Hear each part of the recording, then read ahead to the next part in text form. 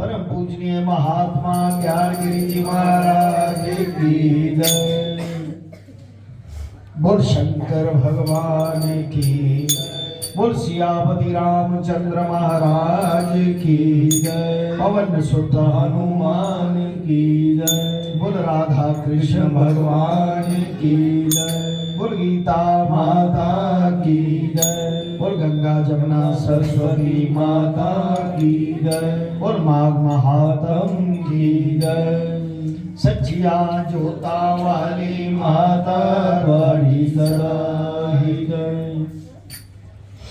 गुरु रूप शासक में जी बड़े प्यार से आप अपनी श्रद्धा से ईश्वर के चरणों में प्रेम रखते हुए अपना नियम का पालन कर रहे हैं। अभी इस वक्त माघ के स्नान का महत्व बताया गया है कि माघ के स्नान में केवल 3 दिन ही, बोल शंकर भगवान की जय, केवल 3 दिन ही स्नान कर लिया जाए तो भी मोक्ष का अधिकारी है। सिर्फ माघ स्नान की बात है। आइए 5वां अध्याय।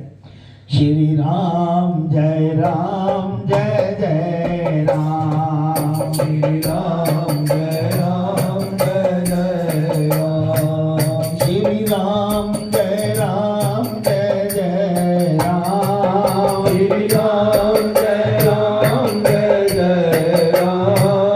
श्री राम जय जय राम, श्री राम जय जय राम।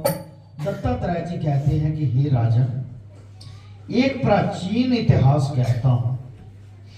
भृगु वंश में ऋषिका नाम की एक विधवा ब्राह्मणी थी जो बाल्यकाल में ही विधवा हो गई थी। छोटी आयु विधवा हो गई थी। वह रेवा नदी के किनारे विंध्या पर्वत के नीचे तपस्या करने लगी। वह जितेंद्रिय थी, यानी कि इंद्रियों को जीतने वाली थी। सत्यवक्ता थी, सच बोलने वाली, सुशील, दानशिला और तप करके देह को सुखाने वाली, यानी कि उपहास वो रखना, उपवास रखना, वो देह को सुखाने वाली थी। वह अग्नि में आहुति देकर उच्च व्रति द्वारा छठे काल में भोजन करती थी। एक टाइम भोजन। वह वल्कल धारण करती और संतोष में अपना जीवन व्यतीत करती थी। उसने रेवा और कपिल नदी के संगम में 60 वर्ष तक माघ स्नान किया। बोल शंकर भगवान की।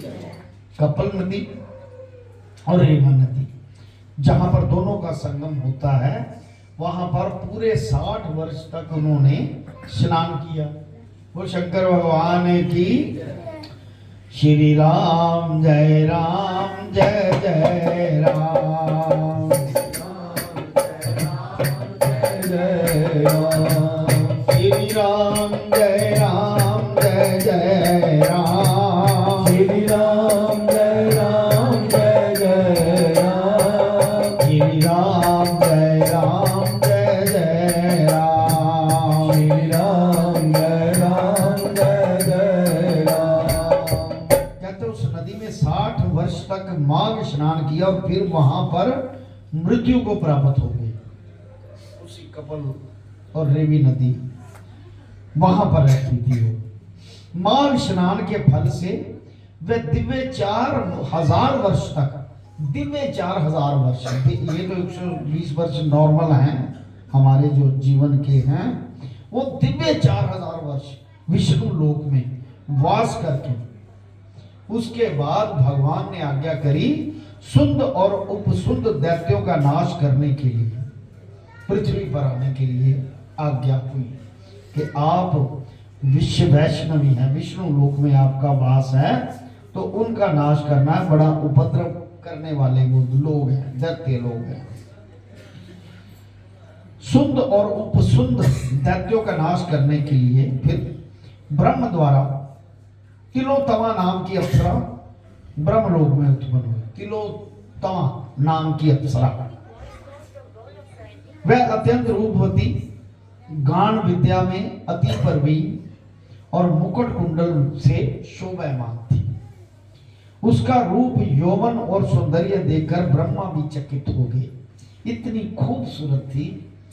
4000 साल तक विष्णु लोक में वास किया और केवल ये स्नान मात्र का ही फल है। वो विधवा थी लेकिन अपने आप को उसने एक सती का रूप माना और तपस्या की। उसके फल से, स्नान के फल से फिर भगवान ने ड्यूटी लगाई कि सुंद उपसुंद नाम के जो 2 दैत्य हैं उनका नाश करना है, इसलिए उनको पैदा किया। कहते गान विद्या में अति प्रवीण और मुकुट कुंडल से शोभायमान थी। उसका रूप यौवन और सौंदर्य देखकर ब्रह्मा भी चकित हो गए।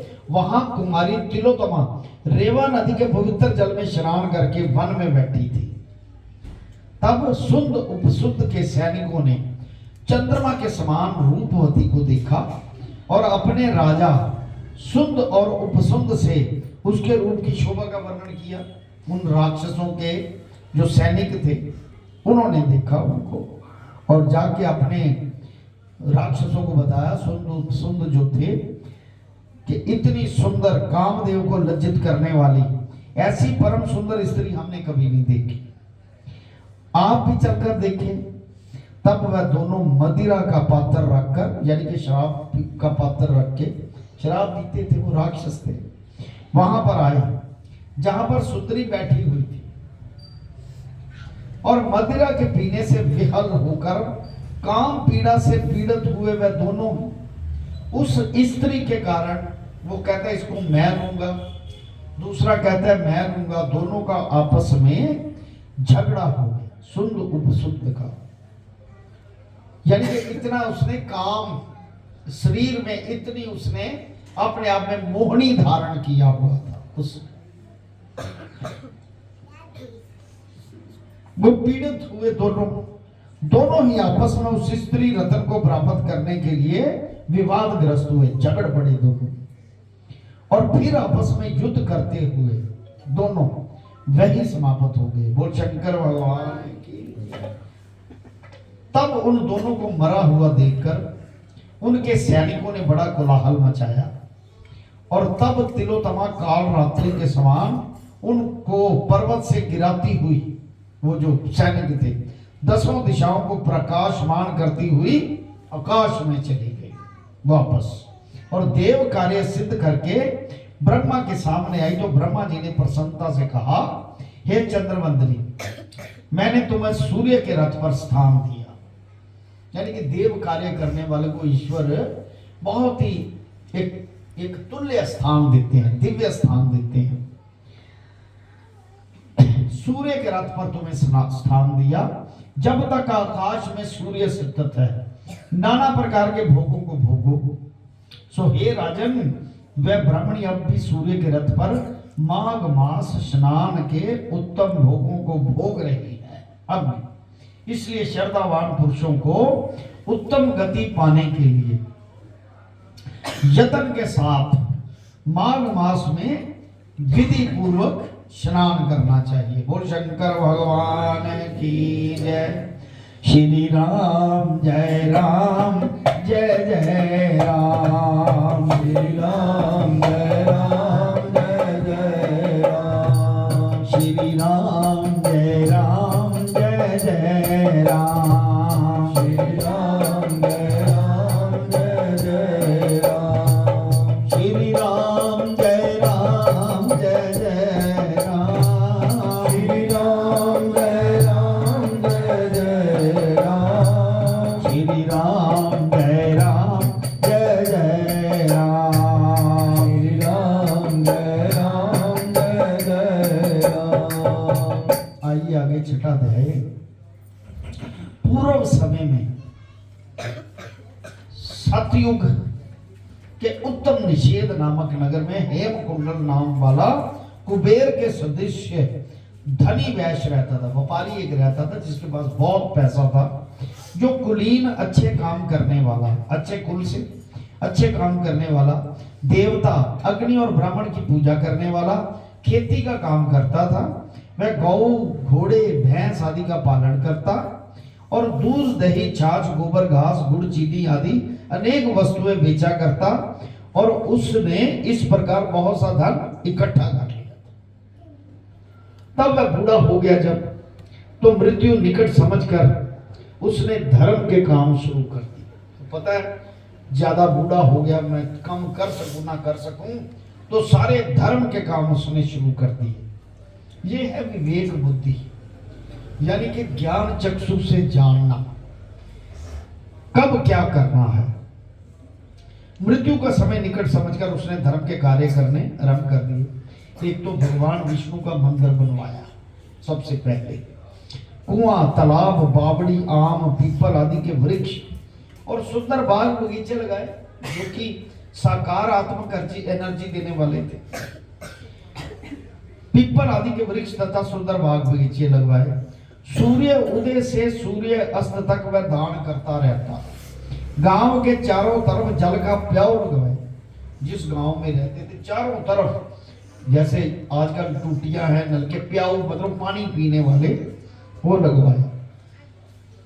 उसने सारे जन्म जितने पाप किए थे उनका वो प्रायश्चित करता था। बोल शंकर भगवान। यानी कि पापों का प्रायश्चित बहुत जरूरी है। पापों को छुपाना नहीं, ईश्वर के आगे ना छुपाओ। चलो दुनिया में लाज होती है, ईश्वर के चरणों में आके प्रार्थना करके अपने पापों के प्रायश्चित के लिए प्रार्थना करो कि ईश्वर शरण ले लो, मैं अपने पापों का प्रायश्चित करना चाहता हूँ। इस प्रकार उसके दो पुत्र पैदा हुए, जिनका नाम उसने कुंडल तथा विकुंडल रखा। दो पुत्र थे उसके। जब दोनों लड़के युवा अवस्था को प्राप्त हुए, तो हेम कुंडल जो था वैश्य गृहस्थी का सब कार्य सौंपकर भगवान की तपस्या के निमित्त वन में चला गया, और वहां विष्णु की आराधना में शरीर को सुखाकर अंत में विष्णु लोक को प्राप्त हुआ। यानी कि पुत्रों को सब कुछ सौंप के भगवान की तपस्या के लिए वन में चला गया। विष्णु की आराधना करके शरीर को सुखाकर अंत में विष्णु लोक को प्राप्त होगा। उसके दोनों पुत्र लक्ष्मी के मद को प्राप्त बुरे कर्मों में लग गए। उनकी औलाद बुरे कर्मों में लग गई। वैश्यागामी वीणा और बाजे लेकर वैश्याओं के साथ गाते फिरते, अच्छे सुंदर वस्त्र पहनकर सुगंधित तेल आदि लगाकर भांड और कुशामदियों से घिरे हुए हाथी की सवारी करते थे और सुंदर घरों में रहते थे। इस प्रकार ऊपर बोए बीज के सदृश वे अपने धन को बुरे कामों में नष्ट करते थे। यानी कि बाप ने तो बहुत तपस्या की, लेकिन औलाद बुरे कामों में सारा धन नष्ट कर रहे थे। कभी किसी सतपात्र को दान आदि नहीं करते थे, ना ही कभी हवन, देवता आदि ब्रह्मा जी की ना सेवा और ना ही भगवान विष्णु जी का पूजन करते थे। इस प्रकार थोड़े ही दिनों में उनका सारा पैसा नष्ट हो गया और वह दरिद्रता को प्राप्त होकर अत्यंत दुखी हुए। भाई, जन, सेवक, उपजीवी सब इनको छोड़कर चले गए। जब पैसा होता है तो तब सारे रिश्तेदार साथ होते हैं। जब पैसा नहीं होता ना, दरिद्रता आ जाती है तो सभी पल्लू छुड़ाने लग जाते हैं। सारे जब दरिद्रता प्राप्त हुई तो भाई, जन, सेवक, उपजीवी इन सबको छोड़कर चले गए और राजा के भय से नगर को छोड़कर चोर तथा डाकुओं के साथ वन में रहने लगे और वहां अपने तीक्ष्ण बाणों से वन के पक्षी, हिरण आदि पशु तथा हिंसक जीवों को मारकर खाने लगे। एक समय इनमें से एक पर्वत पर गया जिसको शेर मारकर खा गया। दूसरा वन को गया, क्योंकि बुरे कर्म किए थे ना। एक को शेर खा गया, दूसरा वन जंगल को गया, उसे काले सर्प ने डस लिया और मर गया। तब यमराज के दूत उन दोनों को बांधकर यम के पास लाए और कहने लगे कि महाराज, इन दोनों पापियों के लिए क्या आज्ञा है? वो शंकर भगवान की सुबह भगवान सबको जीवन दान दे। 7वां अध्याय इसके आगे की कथा होगी। कहने का भाव कि आप अच्छे ही कर्म करो, इसके अलावा कोई चारा नहीं।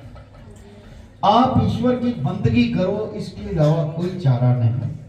क्योंकि जो जो ईश्वर की बंदगी, सतगुरु के पूजन, भगवान को अपने इष्ट को चरण स्पर्श करना, उनसे क्षमा मांगना, उनसे झोली फैलाकर कहना कि मैं आपकी शरण में हूं, मेरे सारे गुनाहों को माफ करके मुझे अपनी शरण में ले लो। बोल शंकर भगवान की। ओम नमो शिवाय, हरि ओम नमो शिवाय, ओम नमो शिवाय, हरि ओम नमो शिवाय, ओम नमो शिवाय, हरि ओम नमो शिवाय, ओम नमो शिवाय, हरि ओम नमो शिवाय, ओम नमो शिवाय, ओम नमो शिवाय, ओम नमो शिवाय, ओम नमो शिवाय, ओम कलिं कृष्णाय नमो, ओम कलिं कृष्णाय नमो, ओम कलिं कृष्णाय नमो, ओम कलिं कृष्णाय नमो, ओम कलिं कृष्णाय नमो, ओम कलिं कृष्णाय नमो, ओम नमो भगवते वासुदेवाय, ओम नमो भगवते वासुदेवाय, ओम नमो भगवते वासुदेवाय, ओम नमो भगवते वासुदेवाय, ओम नमो भगवते वासुदेवाय, ओम नमो भगवते वासुदेवाय, ओम नमो भगवते वासुदेवाय, ओम नमो भगवते वासुदेवाय, ओम नमो भगवते वासुदेवाय, ओम नमो भगवते वासुदेवाय। बोल सद्गुरुदेव महाराज की जय।